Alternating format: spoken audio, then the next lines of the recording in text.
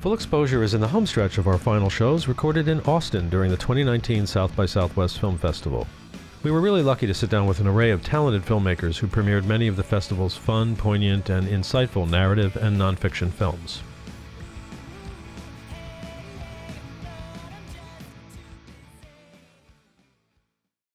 Filmmaker Robin Hauser is a proven distiller of complex topics. In her award-winning documentary Code, Debugging the Gender Gap, she examined the dearth of women in computer coding. Now, in her latest film Bias, Robin posits compelling questions. How have primal human instincts made racial and gender bias an innate part of ourselves? And with the rise of machine learning, with increasing reliance on AI, can we protect artificial intelligence from our inherent biases? Her film is an engrossing exploration and a clarion call that will frighten and also enlighten. Implicit bias. About implicit bias. Implicit bias. Implicit bias, which means unconscious bias. What is unconscious bias? All of the horrible things that we do to each other that we pretend we don't do. I feel like everyone has a bias, no matter skin color. There are countless biases that affect all of us.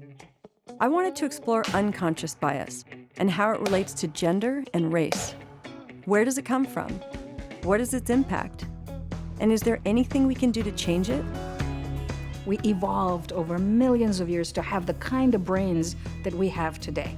To be suspicious of people who are different from us, we should ask ourselves, is that useful in the modern world? You as a neighbor on Nextdoor don't create one of these posts thinking, I'm about to stereotype an entire race. I would like to not have to scan my neighborhood for who's watching me and thinking I'm a threat. Your data suggests a moderate automatic association for harmless objects with white Americans and weapons with black Americans. Objective quantitative studies show that men and women both perceive women different and lesser. The news about toxic culture, workplaces saturated with sexual harassment and pay inequality, is relentless. I have this sense that if I fail, it'll be like, well, you see, this is why we don't invest in women. When you're standing across the table from the people who are writing your checks telling you that you don't deserve this, that's hard because you're literally putting your body on the line. Bias at its core is a survival heuristic. You can have that gut feeling. It just has to be based on something that actually matters. We tend to think about our own behavior as somehow more fair and free of bias than it is. We're concerned about bias being introduced into AI. It's already there because we're the one teaching AI. Trying to understand what is at the base of some of my perceptions and judgments, that's what led me on this journey.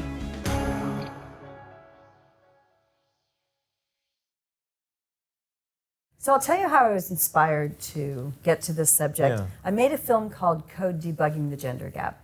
And that was a film about the lack of diversity in tech. And I really thought that it would be of interest to people in Silicon Valley, maybe Silicon Alley. What we didn't realize is that we were going to touch upon issues that women and people of color would care about, not just in the US, but on a universal basis, globally. And so that film has now been to 82 countries. It's been subtitled in 14 different languages. And so during post-screening discussions of that film, this term, unconscious bias, implicit bias, kept coming up. I remember the first time I heard it, I thought, oh boy, I'm really glad that question didn't come to me because I don't know what unconscious bias is. And yet the more I began to study it, the more I realized, or began to wonder, is unconscious bias at the foundation of a lot of these isms, right, that plague our society. So like racism, sexism, ageism. And I just became sort of obsessed on this topic. And I thought, I think there's enough here to make a film. I mean, I think this is really fascinating. Imagine the fact that it's a heuristic tendency that we all have. So it's a survival technique, right? And yet how is that useful in the modern world? And we're also living with something that's instinctive, which is to have biases. And yet, pretty much, there aren't that many good biases anymore, right? There are some. But so we're expected to live in this world in a less sort of homogeneous world, much more integrated these days, and fight against these sort of heuristic, techniques and motivations that we have naturally. Yeah, I mean, you discuss in the beginning of the film about how it's in our DNA. Bias was a survival thing that evolved over millennia. But the fact that it is something that, and you're in the film as a sense of, your reflexive part is, talking about, well, what's my bias? And you were surprised to see that, well, you thought ideally or idealistically you weren't biased, but then you found out taking the IAT, the test that you mentioned in the film, multiple times, it came up the same way. Yeah. So that in and of itself must have been stunning for you. But how did I think the thing that was interesting to me was, there's a lot of people talking about how it's something to be, you have to accept it and be conscious of it. Is that the wrong takeaway or? No, I mean, I think here's the thing. It's because it's something that's a survival heuristic, right? I think we have to all accept the fact that we are never going to get over our biases. We will always, as humans, pretty much anything with a brain is going to have biases, will be biased. The question is, are you willing to identify which biases might be holding you back from being productive in the world, being productive in the workplace? Which biases that we have might impact other people adversely? So I didn't start off making this film with the idea that I would be in it, right? I mean, in fact, I always think I'm better off being behind the camera than in front of it. And yet I became increasingly aware that, who am I? I mean, I'm a privileged white woman. I grew up in Pacific Heights in San Francisco. So who am I to make this film unless I'm willing to expose some of my biases and be vulnerable? And if I really want my audience to look inward, then I figured I had to be willing to do that myself. So I do. I take the implicit association test on camera. That's a funny story, actually. I was interviewing Mazran Banaji and Tony Greenwald, two of the co-authors of the implicit association test. And Mazran had run off to go to a conference, and Tony was sitting with me, and he said, "Robin, have you ever taken the IAT?" And I said, "No, Tony, I didn't take it on purpose because I wanted to make sure that I knew all the right questions to ask you for my audience's sake." He said, "All right, well, let's take one." I said, "Yeah, that'd be fun. Let's take the one on race." He said, "No, I think you should take the one on gender career." I said, "Tony, there's something you gotta know about me. I'm a feminist. Let's do the one on race." He said, "No, exactly. We're gonna do the one on gender." So my director of photography was set up, and my DP says to me, "Should I roll camera?" I said, "No, there's no reason to roll camera." Tony says, "Yeah, roll camera." And I thought, all right, fine, roll camera. Yeah, Tony. And that's where that whole scene came from. So yes, I took the implicit association test that measures my sort of correlation or my associations with women in family and men in career, or men in family and women in career. And I showed a strong association for women in family and men in career. And most people would say, well, that's pretty typical, especially, Right. But it was shocking to me because here I am, a working woman. I would like to think that I'm open-minded and that I believe that women can be in the workplace just like a man can, and that women should own that workspace as much as men should. I do believe those things. But implicitly, I relate women, family, men, career. So what do you attribute that to? Societal messaging. I grew up with a mother who did volunteer work, but she did not work for money. She did not have a full-time job. My father did. He's the one that left every morning to go to the office and came home at night. So patterning, more or less? It's patterning. It's societal patterns, societal norms. These associations tend to be stronger and more pronounced amongst different age groups. So my generation, for example, your generation, I'm guessing, probably associates women in family and men in career. But I did a test, thanks to Dell Technology. We had a bunch of their laptops set up, and we had some kids from less advantaged areas come in and take this test. And they showed no preference or no strong associations whatsoever. For them, if anything, some of them had the association of women and work and father and family. And it's really interesting. So it showed this generational change, or maybe even a socioeconomic shift there, where most of them probably have working mothers. So that's hopeful, right? To think that this isn't something that's so ingrained in our society. These biases are ones that can change depending on our own individual experience.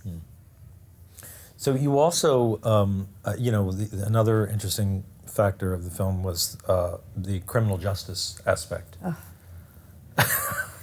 I mean, it's huge. And, certain I mean, you can just roll with that. I have some things in mind, but I'm just curious, I mean, the thing that I think many people have seen before is the, law enforcement training with video and so forth, and detecting their biases. Was that, I guess that didn't surprise you all that much? No, so we're talking about two different things a little bit, but if you want to talk about like the police force and these anti-bias simulators, I will tell you that what I learned through all that is to gain respect for our police. Now, I'm fully aware that there are times when our police have acted with complete injustice by racial profiling. There are issues that we have, and we need to train police force. But what we're asking them to do is to approach every new situation without any, as they call it, training scars, without any regard to experience. So, for example, if you or I were walking down a dark alley at night and two people jumped out and attacked us, chances are next time we walk down a dark alley and two people step out in front of us, we're going to react in a different way. We are going to make the assumption that we might be attacked again. So we're going to be defensive, we might flinch, right? We've learned from that experience. Well, any dark alley, I mean, it's the unknown and, so on. Exactly, but as humans, we learn from experience. If we didn't, we wouldn't get anywhere in a day because we wouldn't be able to move forward very quickly. So in essence, what we're asking our police force to do is to approach every single situation with a clean slate, without regard to a past experience. You cannot make the assumption that just because you're pulling over a Toyota Corolla with a dark-skinned person wearing a hoodie, if they pulled a weapon on you last time you did that, it does not mean they're going to pull a weapon on you again, right? So you've got to approach that. But how do you approach that situation without having that scar, without having that understanding of the danger that could be there? So again, it's a very difficult thing to do. You have to approach every situation as though anything could happen or nothing could happen. And so what I've learned about bias in that way that I find particularly interesting is that it's okay to have that gut reaction. It's okay to have, as long as it's based on something that matters and the right things that matter, right? As far as the police officers and law enforcement side of things, what would you want to see their takeaway from the film? Well, I think the most important thing first is awareness, right? So a police officer, any of us, but specific to your question, needs to be aware that his or her actions could be influenced by implicit biases. So first understanding that there are those forces, that's a possibility. And then next, trying to learn, how do you disregard, how do you realize that just because a certain experience happened to you last week, that doesn't necessarily mean that this experience is gonna, how do you overcome your gut reaction to something? But I think becoming aware that you might have a bias toward, somebody that's over 6 feet tall, or somebody with dark skin versus somebody with white skin, or a man over a woman, for example. It's awareness first, and then trying to teach yourself how not to act upon those biases. So, skipping ahead to the criminal justice side of things, I was floored to learn about Compass. Yeah. So, can you just set that up for us a little bit, and how? I mean, were you as aware of that going into this, or as unaware of that as a lot of people are? I was completely unaware. In fact, I'll tell you what happened. This is the way that my mind was working. I thought, okay, I get it. Now I understand that if you're human, you're biased. Anything with a brain is biased. All right, so if that's the case, then maybe artificial intelligence is the answer, right? It's logical. You think computers don't have brains, so Right, maybe... it's cold calculation. It's cold calculation. Maybe artificial intelligence can be this super solution to solve for human fallibility and human bias. And then when I learned that artificial intelligence is already biased, I was completely shocked. I remember interviewing people and saying, well, wait, explain to me how exactly. And this is what I've learned. There are pretty much, a couple different ways that artificial intelligence has been biased. One is just through malicious intent, right? Through hackers. People that just trying to mess with something. Microsoft's Tay is a perfect example. It was a chatbot that was supposed to, emulate teen Twitter speak. And within 16 hours, this chatbot, Tay, was saying things like, Hitler did nothing wrong. And just horrible comments like that. And it's all because it was manipulated, because the programmers didn't put into place adequate barriers to make up for human malicious intent, right?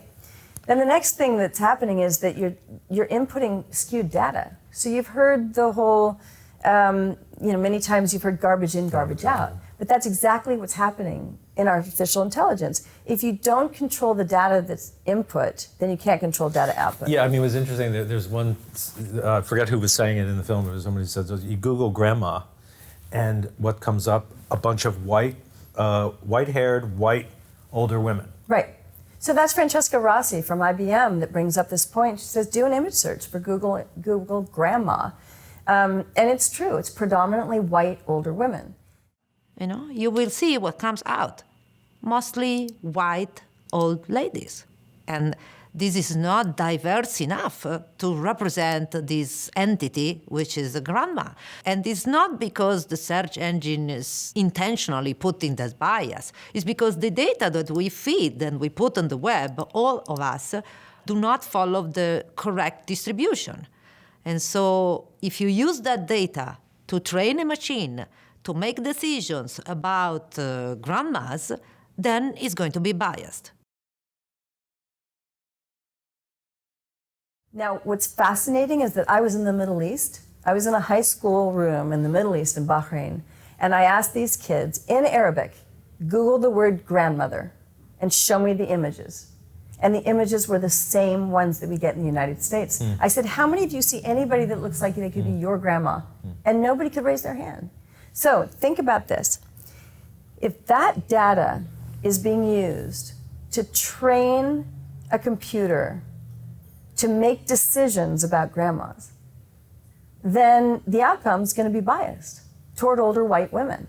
So if you're using that data to, disease diagnosis or really sort of any, major decision that you would make about a certain demographic of women, it's really dangerous. And that's just one example.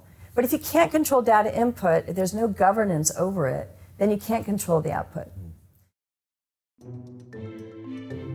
A lot of artificial intelligence isn't literally programmed like if-then. If you see a person named John, then give him 5 months. It's actually built up by actually training on a very large data set. So you're just feeding a smart computer lots of examples. And by looking at the examples, it learns patterns and weightings, and that's how it develops its algorithm. It's deep learning. So in some sense, human beings didn't even program the artificial intelligence. They gave it just patterns to learn, and then it started learning by itself. But then this is where the other problem comes in. Garbage in, garbage out. What we give to the computer might describe the world, but if we describe the world as an unfair world, because it is an unfair world, the computer will think an unfair world is in fact the right answer. The other thing is we're using a lot of skewed data we're using historic data. So in the criminal justice system, the idea behind this was, look, humans can't be perfectly impartial. There's so much bias. Judges have a hard time making decisions, or judges are very subject to bias. So if a computer could aid you in making these decisions, right? So Compass is a predictive algorithm that is meant to aid a judge in decision making on bail or whether or not to incarcerate somebody. Developed by whom? So that's the good question. So they're developed by different companies. Compass is actually owned by a holding company called Northpoint. And we weren't able to get to them or ask them any questions. So it's a private concern. It's a private company that makes these, and Compass is just one of many predictive algorithm softwares. The problem, the primary issue, is that the algorithm, it's a black box, right? So it's not open. You cannot see what data is being used. You can't see the algorithm. Nobody's going to share that with you.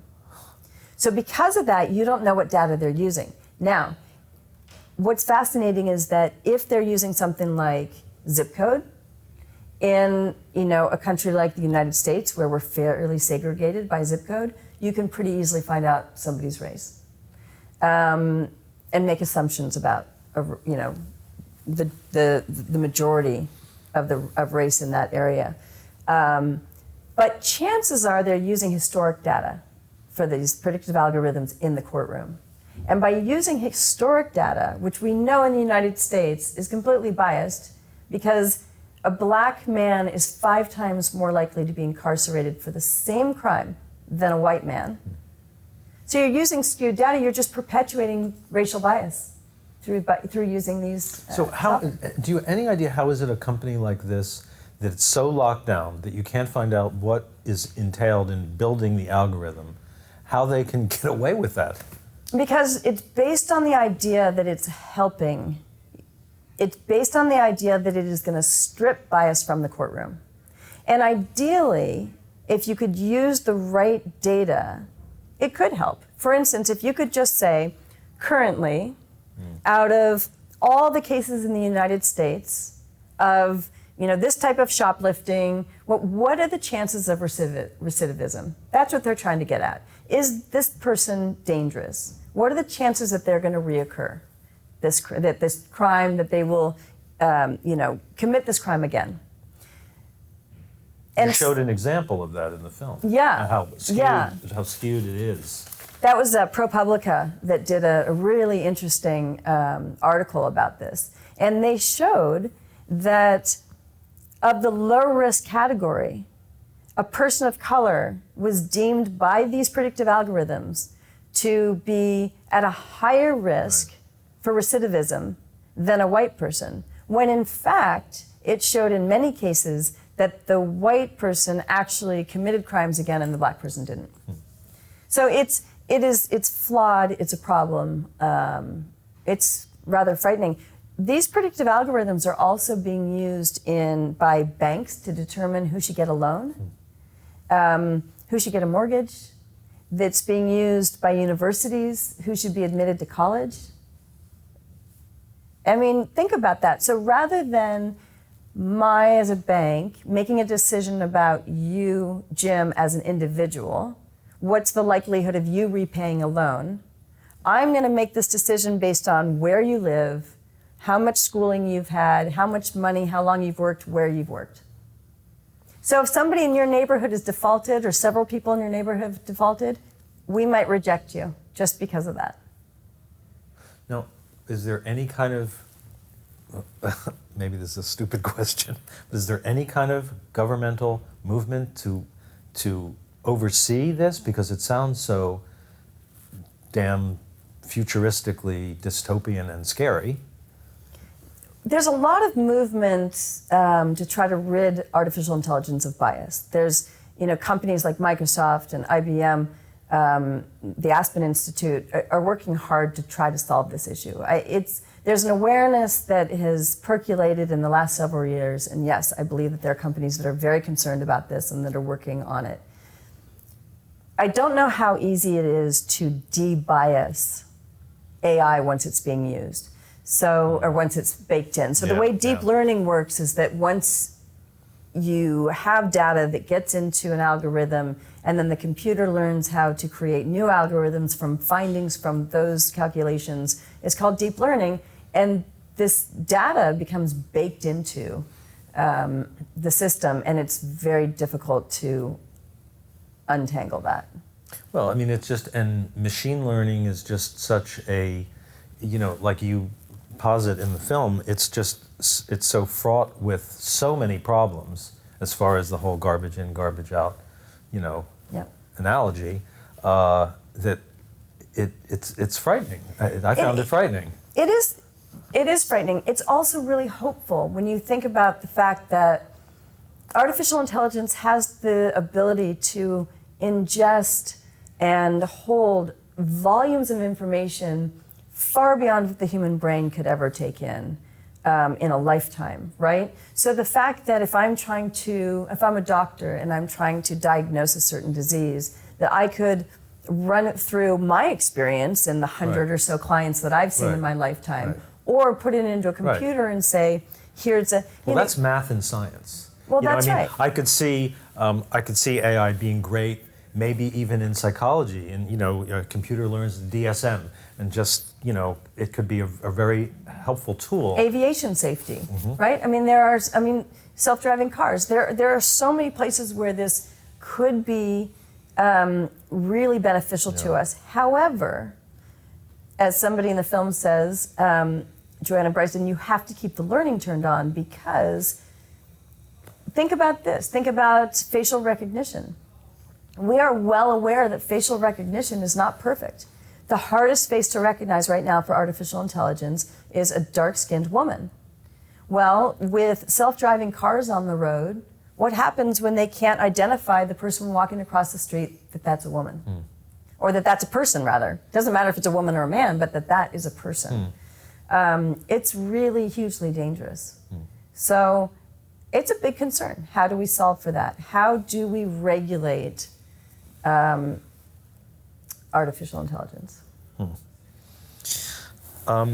Let's shift gears a little bit to the gender issue in bias, and I think you call it the competence likability dilemma.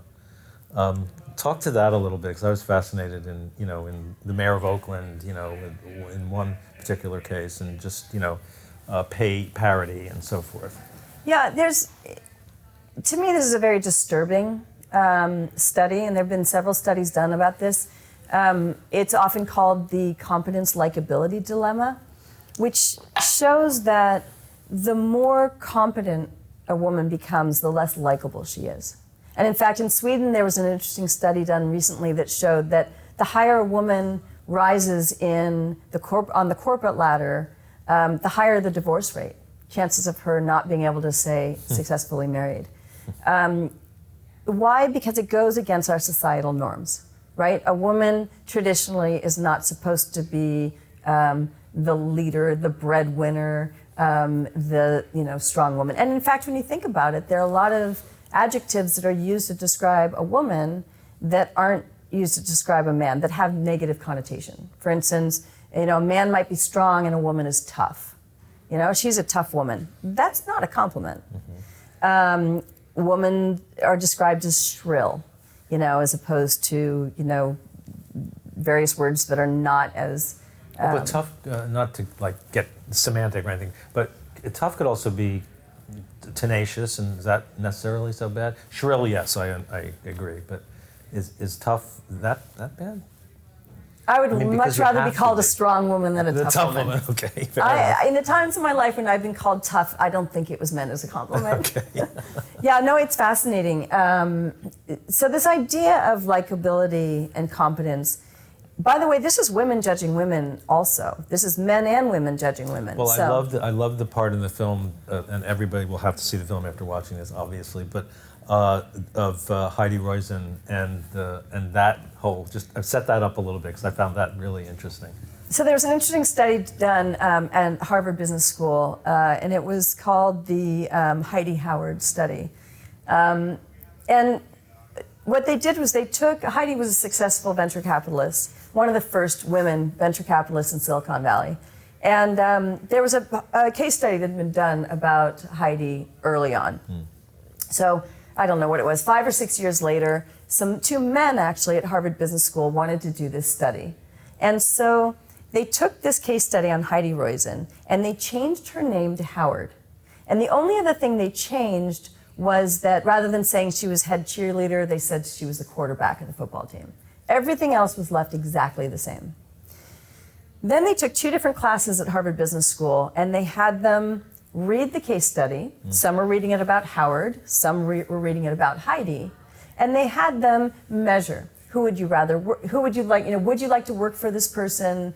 Do you find them competent? Do you find them likable? So the exact same person, but the people that were reading Howard's study found him to be very competent and very likable. The people that were reading Heidi's study, same study, found her to be competent, but not likable. Fascinating, because she's a woman, and therefore it didn't quite sink in most people's unconscious biases. So what do you think the takeaway from that whole part of your film is on gender inequality? I feel like we've come so far in acceptance of some other things over the last, say, 3 generations. Why are we still here? Why are we still talking about this? And yet, here we are. And again, I think it just comes back to the fact that it's what people are comfortable with, and it's this idea of societal norms. And I think, sadly, our media has a way of just perpetuating gender stereotypes. You see it reinforced in movies. Gina Davis Institute does some really interesting studies about how often does a woman say something intelligent in a feature film versus a man? How often does a woman even have a speaking part? How often is a woman the leading role? How often is a woman in a top professional title, in a film? And it's not nearly as often as men. And so we tend to, even to the kids that are, young and absorbing all this right now, watching television, it's still sort of that princess effect, right? Women need to be rescued, women need to be pretty, and it's a problem. And where are women in movie studios and television networks? Yeah. It's not exactly 50%. No, not at all. In fact, being a female director, there are not a lot of us at all. So let's shift gears a little bit and just talk about, because I just always really want to talk a little bit about the visual style of your film. You really made a really cool use of animation as well. You can give a shout out to your animator. Yes, Molly Schwartz. She's fabulous. It was great, yeah. Yeah. It was really good. So how did you approach your visual style in this? Because, you could see the title and you could think, oh, this is going to be a very dry film. It's not. It's very engrossing. And it's visually very engrossing, too. Yeah, so this was important to me. I think anytime that you know that you're going to have to bring in experts into a documentary, my sort of fear is to have this film that's sort of dominated by talking heads. Right.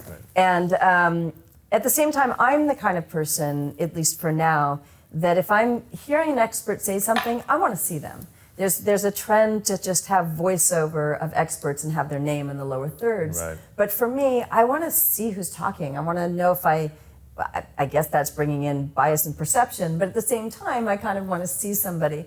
That's just my style. Yeah. So just cut that with animation to keep the audience interested and alive and even entertained, I think is really important. So animation is a really important part of filmmaking for me, of documentary filmmaking. And we've been really lucky for the last 2 films to align with Molly Schwartz, who is out of Brooklyn. She's absolutely brilliant.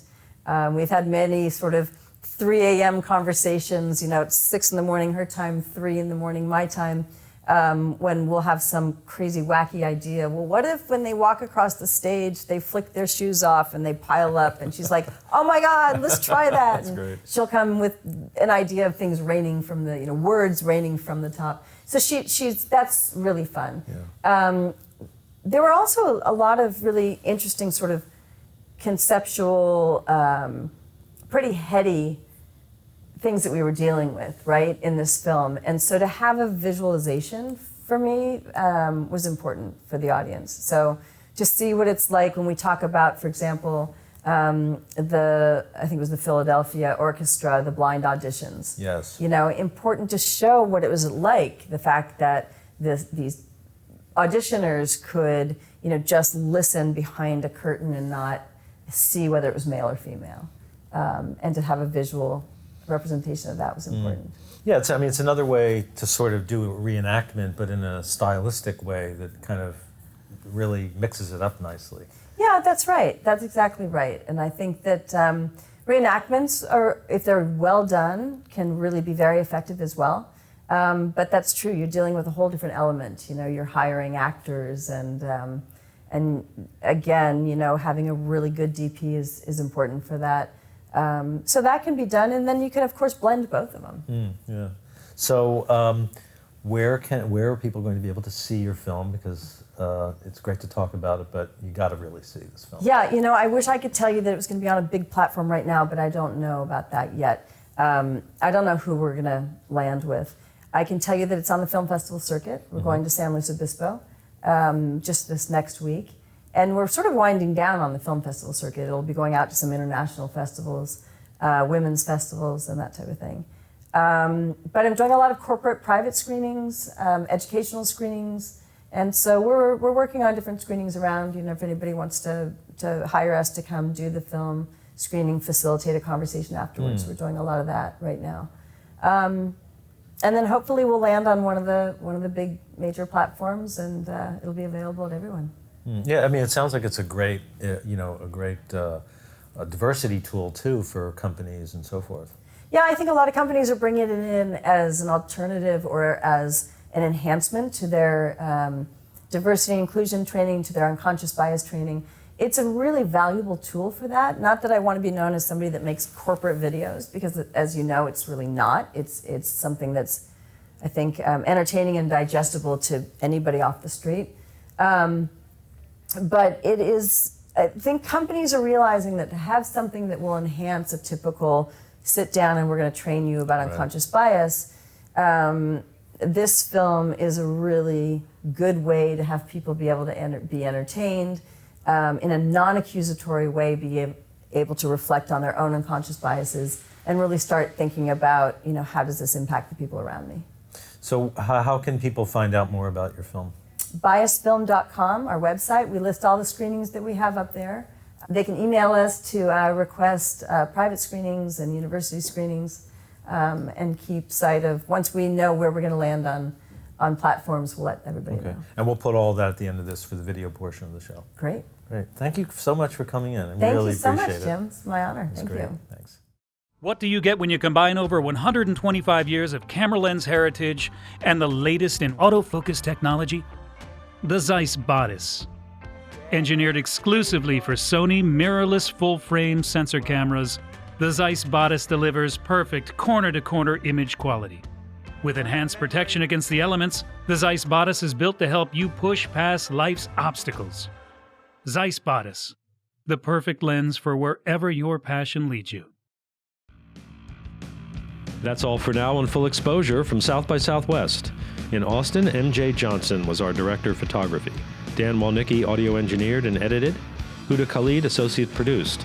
A very special thanks to Laurie Weltz at Film Fatales for introducing us to the filmmakers who appeared on the show.